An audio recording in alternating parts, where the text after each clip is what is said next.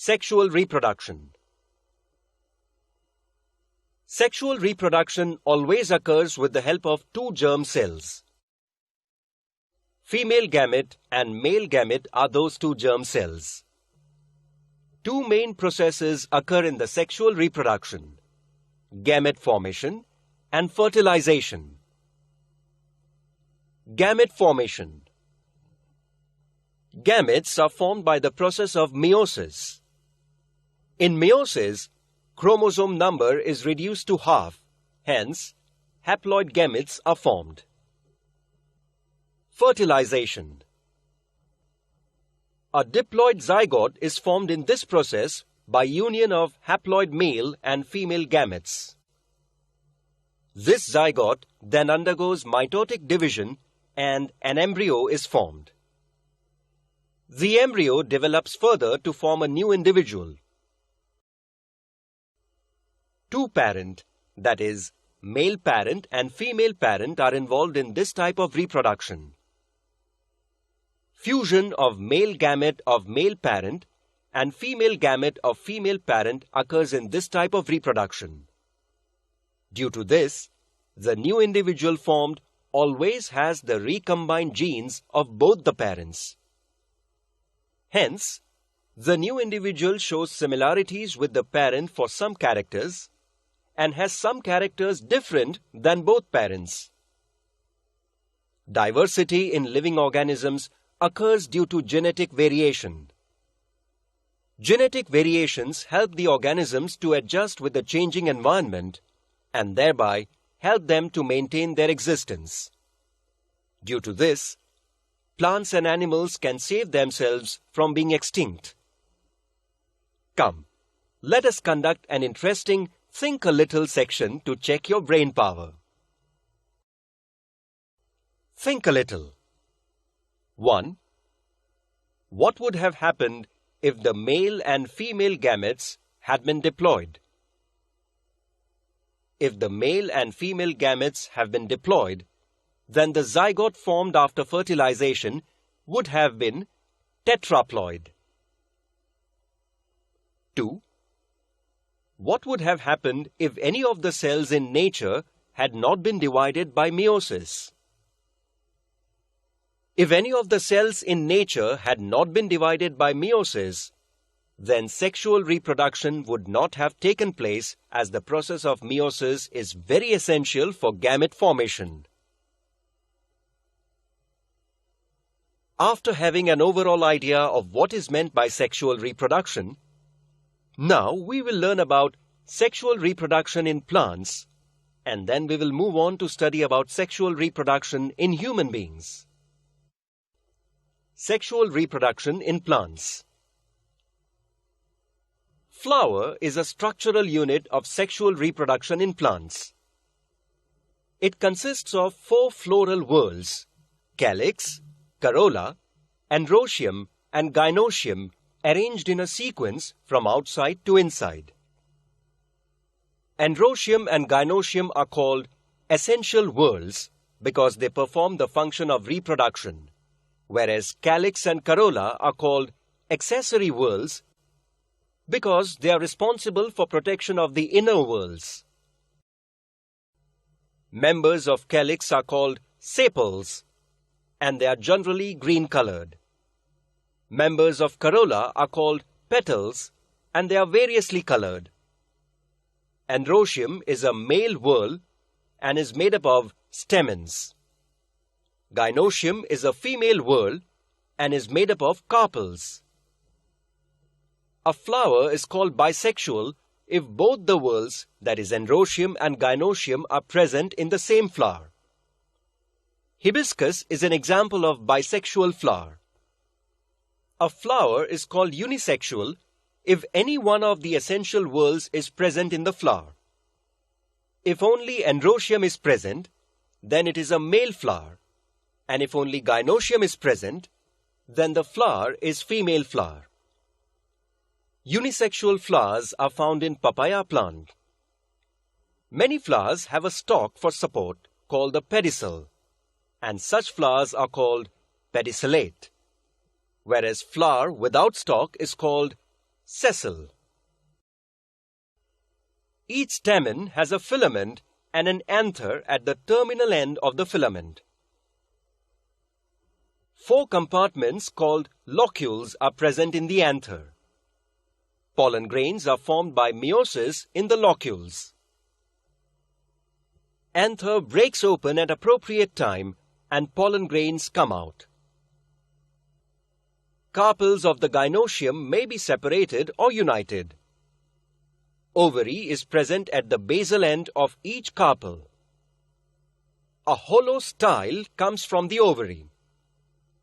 Stigma is present at the tip of the style. Ovary contains 1 or more ovules. Embryo sac is formed in each ovule by meiosis.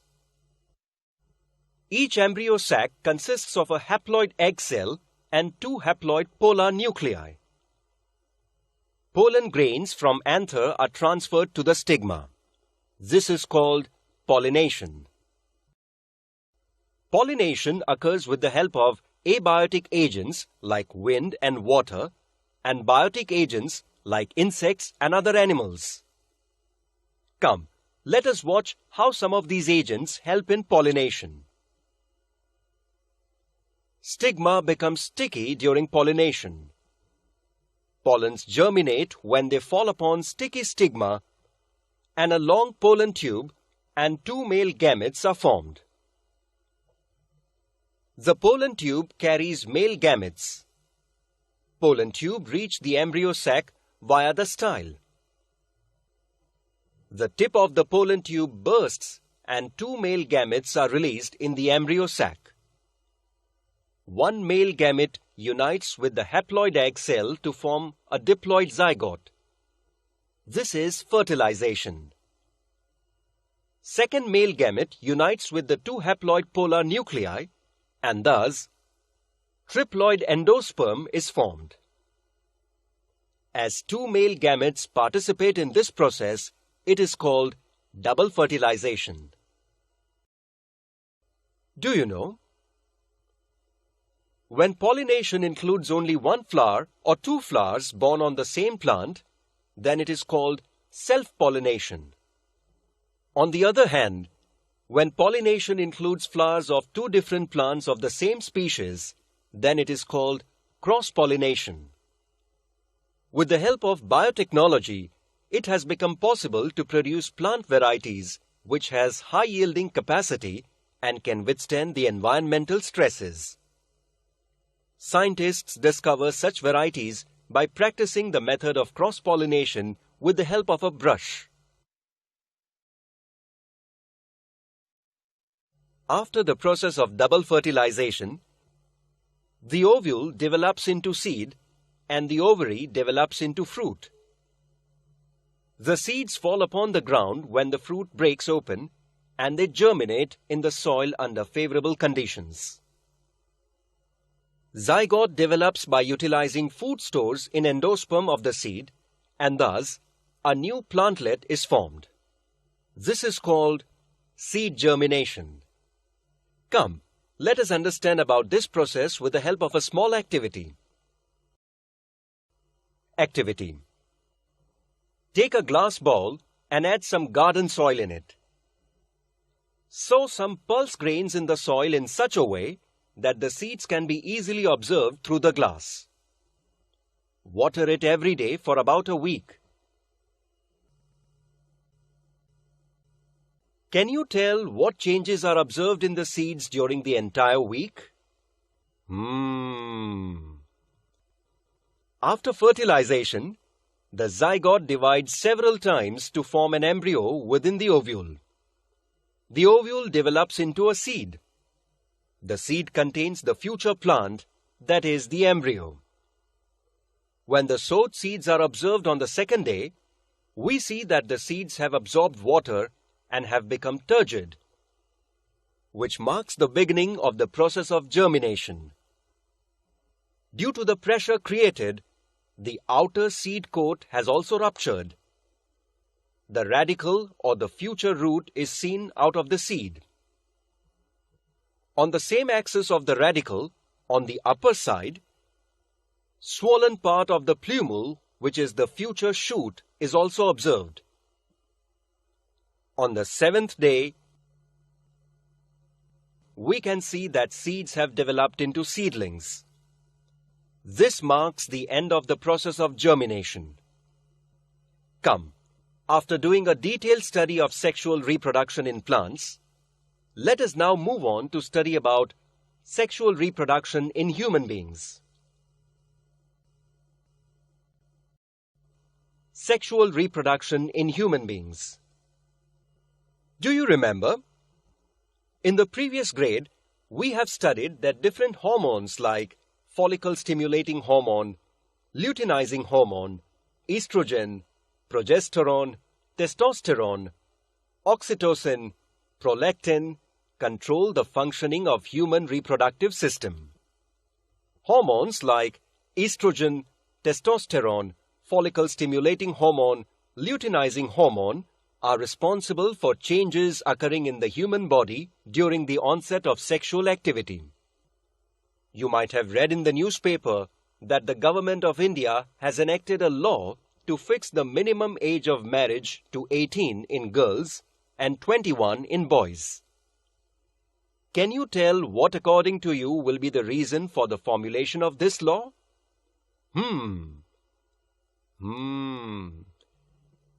First of all, this law helped to a very wide extent to eradicate social customs like child marriage in India, which violates girl rights to health, education, and opportunity.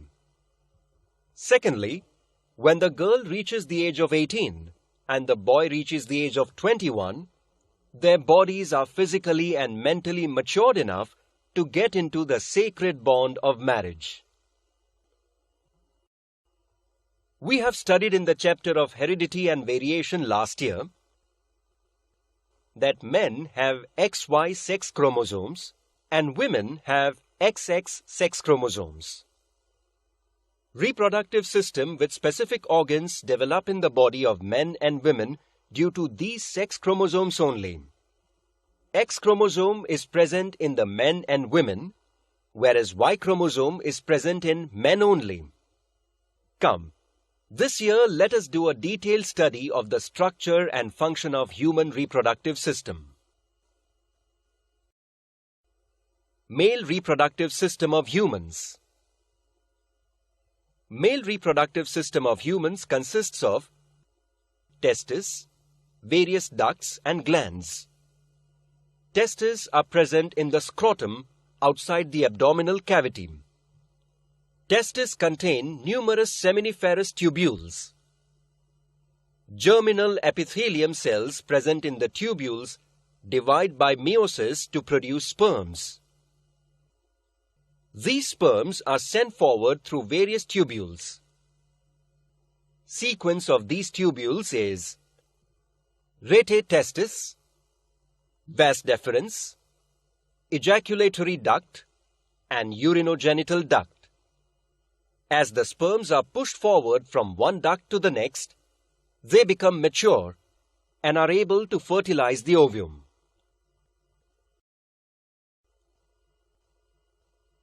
Seminal vesicles secrete their secretions in ejaculatory ducts, whereas Cowper's gland secrete their secretion in urinogenital duct. Semen is formed of sperms and secretions of all these glands. Semen is ejaculated out through the penis. All the organs of male reproductive system are paired except the urinogenital duct and penis. After studying about male reproductive system of humans, come, let us find out some surprising facts about this system. 1. Length of each epididymis is about 6 meters. 2. Length of each sperm is about 60 micrometers. 3. Such a small sperm has to cross a distance of approximately 6.5 meters while passing out of male reproductive system. 4. The sperm needs large amount of energy. For this purpose, fructose is present in the semen. Come, Let us now proceed to study about female reproductive system of humans. Female reproductive system of humans. All organs of female reproductive system are in the abdominal cavity. It includes a pair of ovaries, a pair of oviducts, single uterus, and a vagina. Generally, every month an ovum is released in the abdominal cavity alternately from each ovary. The free end of the oviduct is funnel-like. An opening is present at the center of it. Oocyte enters the oviduct through this opening. Cilia are present on the inner surface of the oviduct. These cilia push the oocyte towards the uterus. We have studied now that the gamete formation and fertilization are the two main processes that occur in sexual reproduction. Come, let us see how these processes take place in human beings. Gamete formation. Both gametes, that is, sperm and ovum, are formed by meiosis. Sperms are produced in testes of men from beginning of maturation, that is puberty, till death. However, in case of women, at the time of birth, there are 2 to 4 million immature oocytes in the ovary of the female fetus. An oocyte matures and is released from the ovary every month from the beginning of the maturity up to the age of menopause, which is approximately 45 years. Wait a minute. Did you find a new word in the last sentence? Menopause. Do you know what does it mean? Menopause is the stoppage of functioning of female reproductive system. At the age of 45 to 50 years, secretion of hormones controlling the functions of female reproductive system either stops or becomes irregular. This causes the menopause. From the age of puberty, that is 10 to 17 years, up to the age of menopause, that is from 45 to 50 years, an ovum is released every month from the ovary. Thus, out of 2 to 4 million ova, approximately only 400 oocytes are released up to the age of menopause. Remaining oocytes undergo degeneration. Do you know? Oocytes released from ovaries during the last few months nearing the age of menopause are 45 to 50 years old. Their ability of division has been diminished till now. Due to this, they cannot complete meiotic division properly. If such oocytes are fertilized, the newborns produced from them may be with some abnormalities like Down syndrome. Come, let us now study about the second important process in sexual reproduction in human beings, that is, fertilization. Fertilization. Formation of zygote by union of sperm and ovum is called fertilization. Fertilization is internal in humans. Semen is ejaculated in vagina during copulation. Sperms in the number of few millions start their journey by the route of vagina, uterus, oviduct.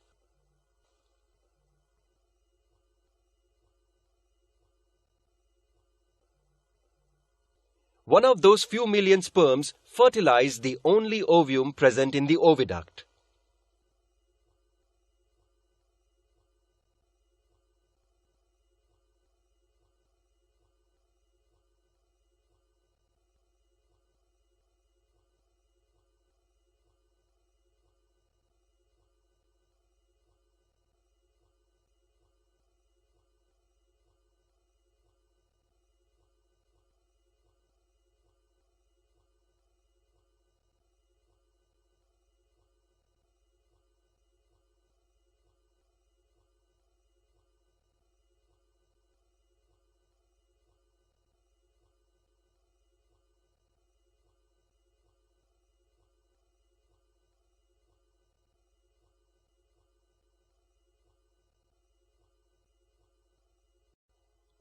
Do you know?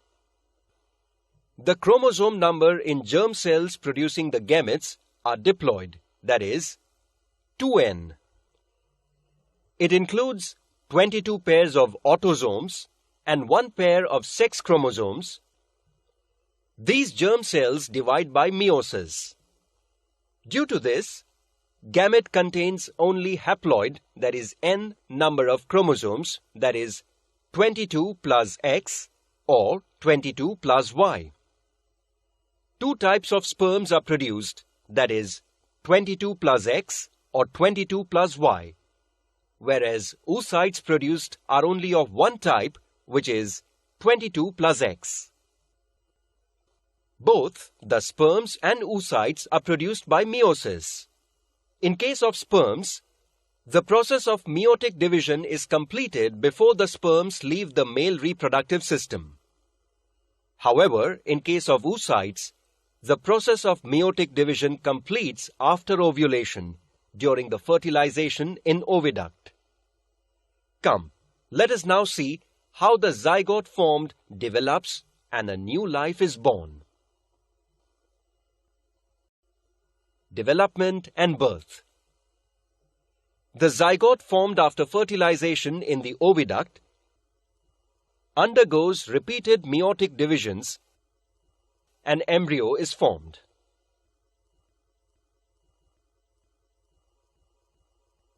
Meanwhile, it is pushed towards the uterus. Once it reaches the uterus, it is implanted and further development occurs after implantation. An organ called placenta is formed for the supply of food material during the growth in uterus.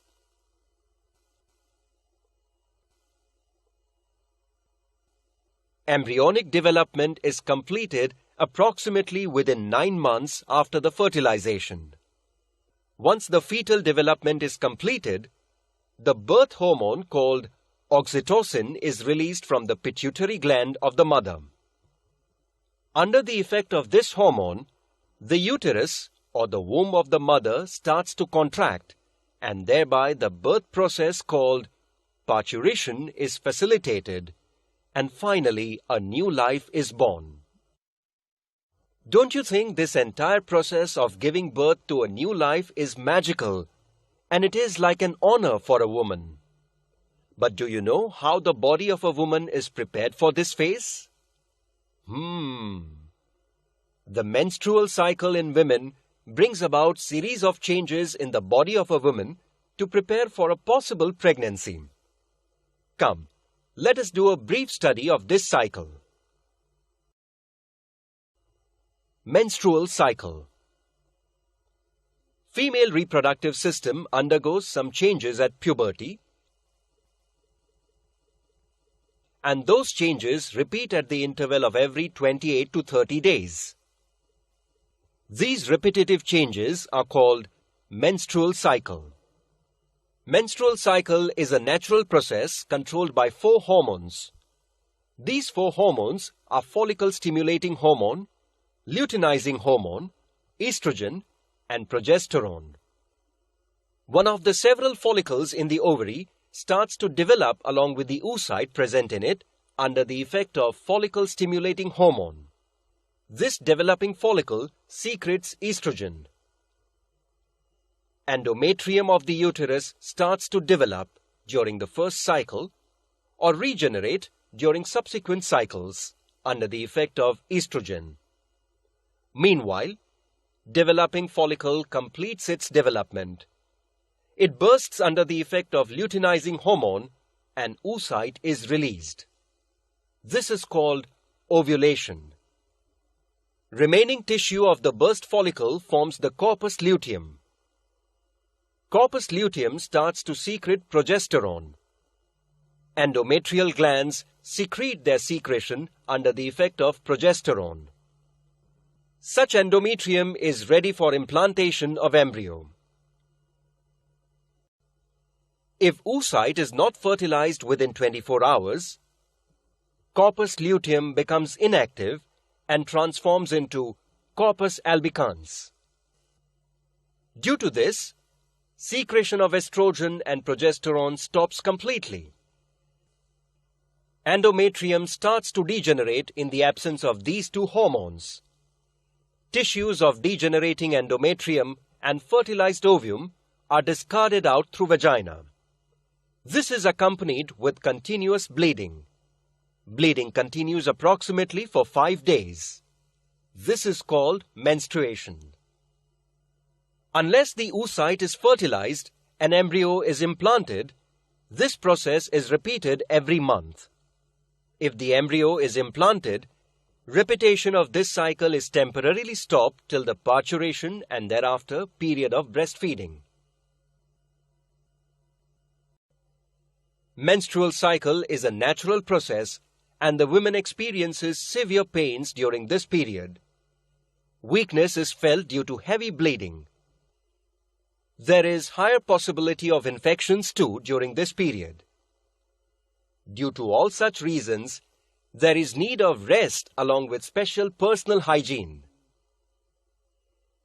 After doing a detailed study of both male and female reproductive system of humans, come, let us peep into the advances happening in the field of science and technology in context to reproduction and the complications related to it.